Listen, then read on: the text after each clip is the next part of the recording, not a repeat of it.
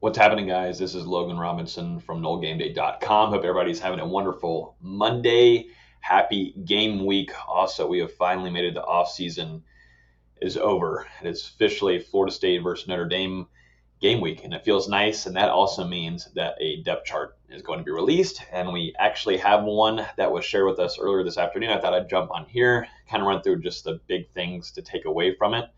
But let's go ahead and get started here. It feels nice. We're back to football actually happening and get ready for a game, even though it's not on a Saturday. But Florida State's it's going to be a fun weekend. But let's go ahead and jump into this depth chart and kind of take a few things. First let's look at the quarterback situation. Seems like Jordan Travis and Mackenzie Milton are co-starters here. This doesn't shock me. I do think that Jordan Travis, in my opinion, will be the starter, but I wouldn't be shocked at all to see both quarterbacks play this upcoming weekend. But right now, Norvell is not going to state any starting quarterback. I don't think he has to. I don't think he needs to. So that's just something worth noting there. This quarterback room. I don't think we're going to really have a solid answer until we're in Doak Campbell Stadium and looking up at the video board to whenever the names of the starters are being introduced. So Jordan Travis and Mackenzie Milton, co-starters there. Nothing too crazy at the running back position here. One of the things here in the wide receiver room I'm looking at are your starters. So you've got Keyshawn Helton, veteran guy, and Terry Wilson, veteran guy. And then you've got Andrew Parchment, Kansas wide receiver transfer. And if you guys have been in our Discord, highly suggest going in there too, because we're dropping nuggets every day. That's patreon.com/NoleGameDay.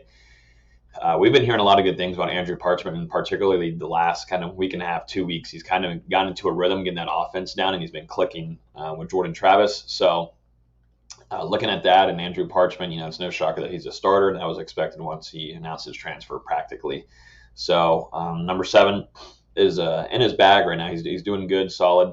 I'm looking at the offensive line now, guys. So you've got Robert Scott Jr. at left tackle. You've got Dylan Gibbons, transfer from Notre Dame, at left guard. You've got Maurice Smith, no shocker here, starting at center. And Bayon Johnson, I will say, Maurice Smith has been a little dinged up here and there during fall camp. Bayon Johnson has looked solid too. So you feel good about that center, that backup center position. And then moving over to the right side of the ball, you've got right guard Devontae Love Taylor. Seems like he's fully healthy, ready to rock against Notre Dame. And you've got Darius Washington at right tackle. So that's your starting offensive line. If you guys were in the Discord, you kind of already knew what the lay of the land there for like a couple of weeks. So let's jump into the defensive side of things here. This is where the fun begins, in my opinion. You look at Travis J. This is number 1 right here. He moves over to corner. He's been doing that since practically the start of fall camp. And it seems like he has a potential to be a starter. Jarian Jones, I think, is limited right now, still a tad due to his arm injury. But Travis J, a starter there at corner. I like that. That's what he played in Madison County. He's a physical guy. He likes to bump right on the line.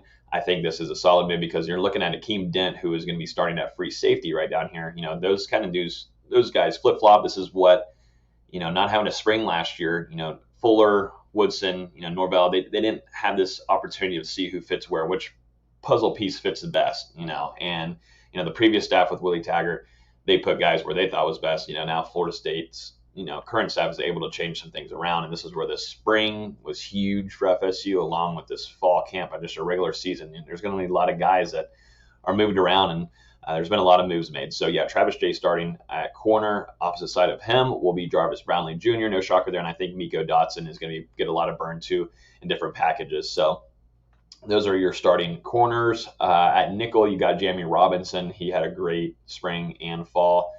Physical guy. And I'm interested to see if he gets a takeaway this upcoming weekend. That'd be a guy that I keep an eye on. Let's look at linebackers real quick. You've got Amari Gaynor. And after this, it gets really interesting. Kalen DeLoach. I don't think anybody, coming into the season was thinking, this guy would be a starter. Maybe he'd get a lot of PT and playing time, but this is going to be a starter here. You're bringing in a veteran guy, 6'1", 220, redshirt sophomore still, but it feels like DeLoach has been here for a while. But Kalen DeLoach is in here. Cortez Andrews is going to back him up. You've got DJ Lundy now starting over Steven Dix Jr. Lundy has looked really impressive the last couple of weeks. Looked really good in the last full-on scrimmage that Florida State had about 2 weeks ago. But yeah, Lundy looks good. Steven Nix Jr., I think, that's a solid backup there, and that's an option there.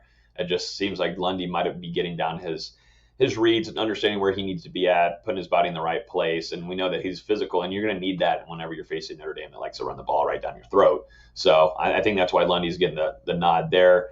And we already talked about Amari Gainer. Gainer is going to be moved around as a stud. He's going to be utilized a lot in the pass rush too. So keep an eye out for that for number 33.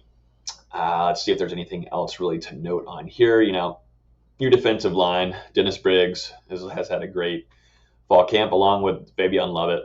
Those interior guys are going to be huge, along with your outside at your Fox, Keir Thomas and Jermaine Johnson. So no shocker there. With those starting defensive ends, your starting kicker is going to be Ryan Fitzgerald. There was a competition there. They had a whole open competition, but it seems like Fitzgerald is going to get the starting gig. Your starting returners, Travis J, Corey Wren, along with Ja'Kai Douglas. Ja'Kai Douglas, from what I've been told, a source close to the team said he's one of the fastest, if not the fastest, over Corey Wren. So that's something to keep an eye on there. Both speedsters at kick return. Punt return will be Travis J. No shocker there. And after that, nothing too crazy, nothing too shocking here other than, looking at the linebacker room, who was going to be the other starting corner, the quarterback situation, all that. So kind of just wanted to run on here, give you guys the lay of the land of what the depth chart looks like heading into Notre Dame. If you haven't yet, I highly suggest joining our Patreon, patreon.com/NoleGameDay, $2.99 a month, and you're getting the nuggets, you're getting all the inside scoop, and you're in a chat room with a lot of FSU fans, and I think definitely if you're avid and you're watching all these YouTube videos, I highly suggest jumping into the Discord for sure. But thank you for watching. Hope everybody has a great rest of y'all's week. Hit that like button if you guys wouldn't mind. Leave a comment down below. Who do you think will be starting at quarterback? Let me know. I want to see it down in the comments. And if you haven't yet, hit that subscribe button. Peace.